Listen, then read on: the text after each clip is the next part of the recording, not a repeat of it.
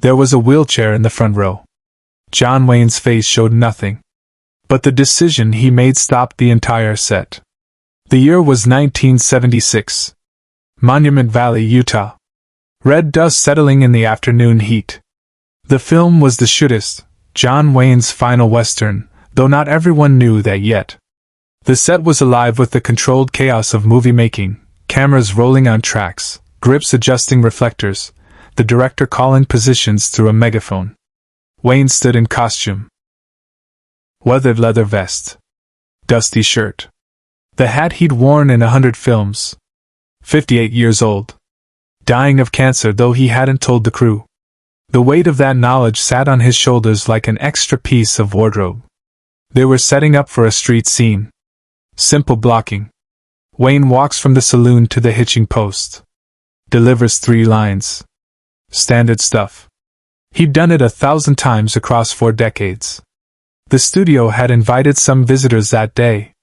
A small group. Maybe 15 people, seated in folding chairs at the edge of the set. Donors. Friends of the production. A few journalists. The kind of observers who showed up sometimes, watched for an hour, then left with stories about seeing John Wayne in person. Wayne wasn't paying them much attention. He was reviewing his marks with the assistant director, half listening to instructions he didn't really need. His body knew how to do this. Muscle memory from decades of westerns. And then he glanced toward the visitors. Front row. 3rd chair from the left. A wheelchair. A young man sat in it. Maybe 27, 20 years old. Military jacket, though it didn't quite fit right anymore. Too loose in the shoulders, like he'd lost weight. Dark hair cut short. Hands resting on the armrests of the chair with the particular stillness of someone who'd learned not to make unnecessary movements. Wayne's face didn't change. Not a flicker.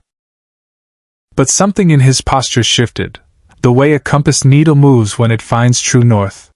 He held up one hand to the assistant director. The universal gesture for wait. "Give me a minute," Wayne said, his voice that low rumble that carried across sets without needing to be loud. He started walking toward the visitors' area. The set went quiet in that particular way sets do when something unscripted happens. Cameras still. Crew members paused mid-motion. Everyone watching without appearing to watch. Wayne crossed the dusty ground with that distinctive walk, not a swagger, never that. Just economical movement. Purpose without hurry. He stopped directly in front of the wheelchair. The young man looked up. His face registered shock, then something like fear, not of Wayne, but of being noticed, of becoming visible when he'd clearly wanted to just observe. Wayne didn't smile. Didn't offer his hand. Just stood there, looking down at the young man with those eyes that had stared down villains in 100 films, now focused with complete attention on this one person. "You serve?" Wayne asked. 2 words. No preamble. The young man's throat worked. "Yes, sir. Marines. 2 tours." Wayne nodded once. "Vietnam?" "Yes, sir." Wayne didn't raise his voice. He didn't have to. Silence stretched between them. Not uncomfortable. Just waited. The kind of silence that holds more than words could. Wayne's eyes moved to the wheelchair, then back to the young man's face. Reading something there. Understanding passing between them without explanation, the way men who've carried weight recognize it in each other. "What's your name, son?" "Tommy. Tommy Brennan, sir." "Tommy." Wayne repeated it, as if committing it to memory. "You stay right there. Don't go anywhere." He turned and walked back toward the director, who stood beside the camera looking thoroughly confused about why his star had just stopped everything to talk to a visitor. Wayne leaned in, spoke quietly. The director's eyebrows rose. He started to shake his head, then stopped when he saw Wayne's expression. Not angry. Not demanding. Just immovable. The director looked at his script, then at Wayne, then back at the script. His shoulders sagged in resignation. "All right," he said. "We'll do it your way." Wayne nodded and walked back to Tommy Brennan. Tommy, I'm going to need your help with something, Wayne said, his voice carrying that matter-of-fact tone that made everything sound simple. This scene we're shooting, my character walks from that saloon over there to the hitching post. But I've been thinking about it wrong. Tommy looked confused. Sir, I don't understand. My character is supposed to be dying, Wayne continued, as if Tommy had already agreed to whatever was being asked. And he's supposed to be alone. But I don't think a man faces death alone. I think someone's there with him. Someone who understands what it costs to keep standing when your body wants to quit. Understanding dawned slowly across Tommy's face. Mr. Wayne, I can't. The chair stays, Wayne said firmly. But I need you beside me in this scene. Just standing. Can you do that? The set had gone completely silent now. Every crew member listening without pretending otherwise. This wasn't standard procedure. This wasn't in the script. This was John Wayne rewriting a scene because he noticed a wheelchair in the front row. Tommy's hands tightened on the armrests. I haven't walked more than a few steps in 2 years, sir. I don't think. I've got cancer, Wayne said quietly, and several crew members inhaled sharply because this was the first time he'd said it aloud on set. Lungs. They give me maybe a year. And I'm going to shoot this scene with you beside me because I think I need to remember what it looks like when a man refuses to quit. Subscribe and leave a comment, because the most important part of this story is still unfolding. Tommy's eyes filled. He looked down at his hands, then back up at Wayne. I'll try. That's all any of us can do. Wayne stepped back and gestured to two grips standing nearby, both of whom immediately moved to help Tommy from the wheelchair. They were gentle, practiced, probably had family members, friends, who knew wheelchairs. Tommy winced as weight settled onto his legs that weren't quite ready to be used this way. One of the grips started to stay close, ready to catch him. Wayne shook his head. Give us space. The crew backed away, forming a respectful perimeter. The director had abandoned any pretense of controlling this moment. He'd signaled the camera operator to keep rolling. They were documenting something now, not filming a scene. Wayne positioned himself beside Tommy. Close enough that if Tommy started to fall, Wayne could catch him. Far enough that Tommy had to stand on his own. We're going to walk from that mark. Wayne pointed to a spot chalked on the ground near the saloon facade. To that hitching post. Maybe 20 feet. You set the pace. I'll match it. Tommy looked at the distance. 20 feet might as well have been 20 miles. Mr. Wayne. John, Wayne corrected. And we're not doing this for the camera. We're doing this because you came here today and reminded me what this scene is actually about. They walked to the starting mark. Tommy's breathing was labored just from that short movement. Sweat already beading on his forehead despite the mild temperature. Wayne stood beside him, solid as Monument Valley itself, waiting. Ready? Wayne asked. Tommy nodded.